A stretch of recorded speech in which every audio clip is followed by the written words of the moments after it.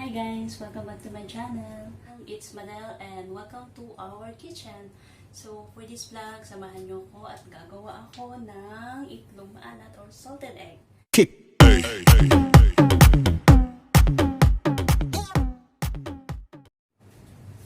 Hi guys! Welcome back to my channel and welcome to our kitchen. So for this vlog, ang gagawin ko ngayon ay salted egg or itlog maalat. So, ang nagagamitin kong sangkap is naglaka dito isang tray ng egg.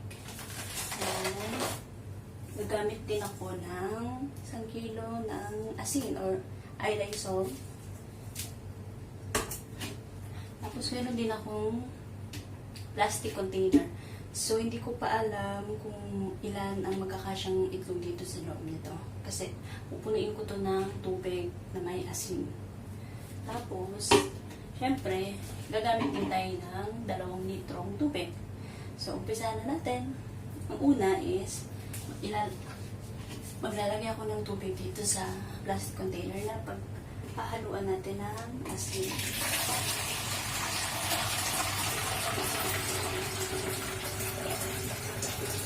So, ayan.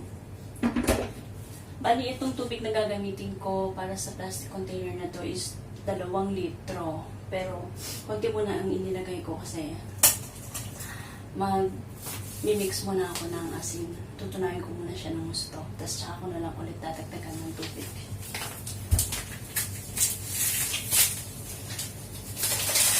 Ang gagamitin ko nga pala is iodines. Kalahati muna yung ilalagay ko. Parang tatansyahin ko muna kung gaano siya kaalat.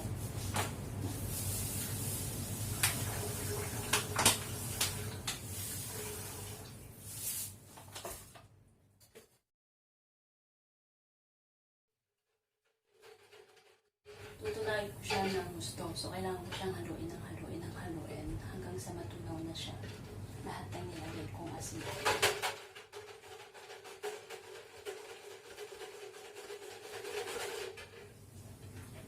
So, ilalagay ko na lahat ng tubig.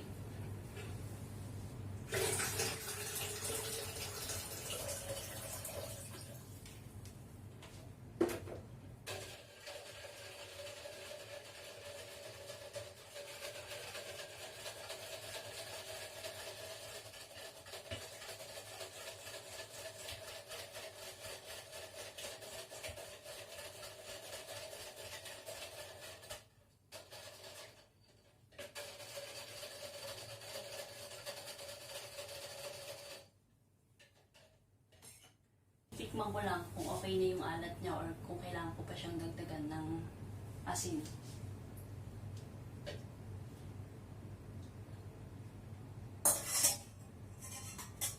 Dagdagan ko pa siya ng asin kasi medyo kulang pa yung alat.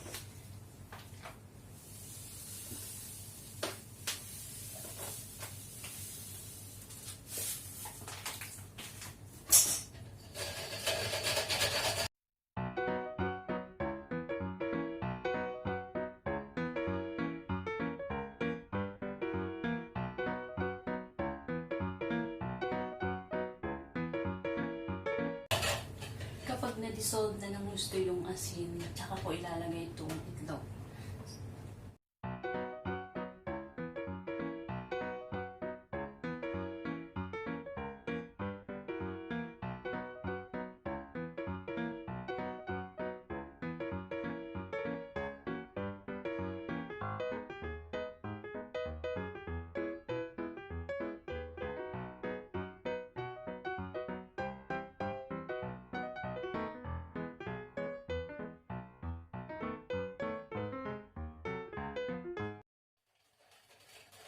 Hindi na lang ng pagkainit ng isang balik sa awaka.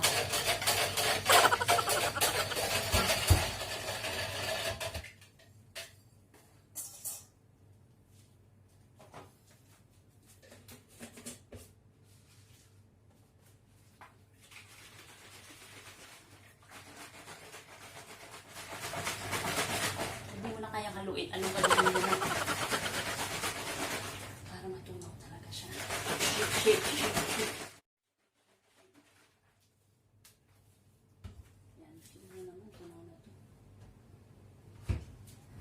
ito na siya guys. Okay na. Nadunaw ko na yung asin. And ilalagay ko na ngayon itong itlog.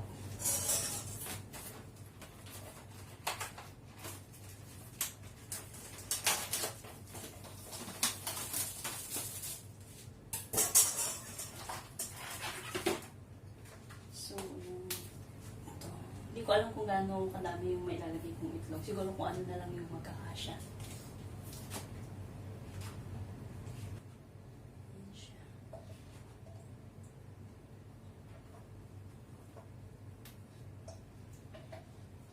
Mulutang siya, besh.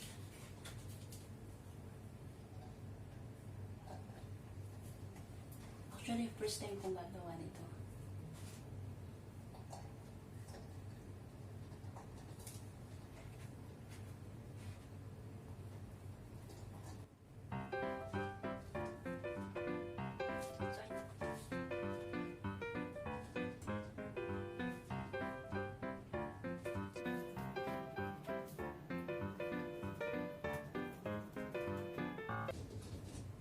Parang feeling ko magkakasya yung isang tray dito.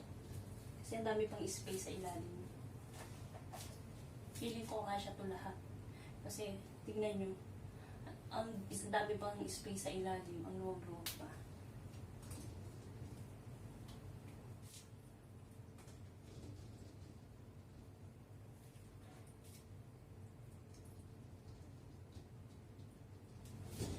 So, ayan na siya guys. Pag isinan ako to, ayan, magpa-flat siyang ganyan. So, punong-puno talaga siya ng tubig. Hanggang dito talaga siya. Ayan. Kasi pag isinan mo siya ganyan. Diba? Kasi, kunyari ito, isasara ko na. Mapupush yan. So, bababa siyang ganun. So, as in talagang intact na intact siya. Oo, intact.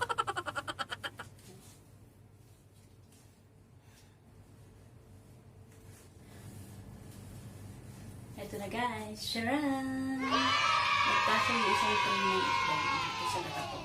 As in, puno siya. So, ilang piraso ba ito? 2, 4, 5, 10, 15, 20, 30 pieces siya. Yung isang tray ng egg is 30 pieces ang laman. So, yun lang. Ganun lang ginawa ko. Naglagay lang ako ng asin dito sa garapon. Nilagyan ko ng tubig. Tapos, tinikman ko kung sakto na ba yung alat niya. Ang ginawa ko is talagang inalatan ko siya para as in maging itong maalat siya. Tapos, pagkatapos mo siyang gawin, gumawa ako ng sticky note kung kailan ko siya ginawa. Ito. Ngayon is May 23. Ayan, May 23 ngayon. And then, mag-1 month siya sa June 23. Pero kung mas gusto mo na, alam mo yung texture niya na parang nag-o-oily na yung pinakaloob niya, mas masarap yun. So, mas matagal pa dapat sa 1 month. May 23 nga pala ngayon. Birthday ng kuya ko. Kuya, birthday ko to sa'yo. Charot lang. So, tapos na po siya. So, yun. Ganun lang po siya kadaling gawin guys. So, ayun lang. Meron na tayong salted egg. So, after 1 month, dun ko malalaman kung ano yung naging resulta nitong ginawa ko to.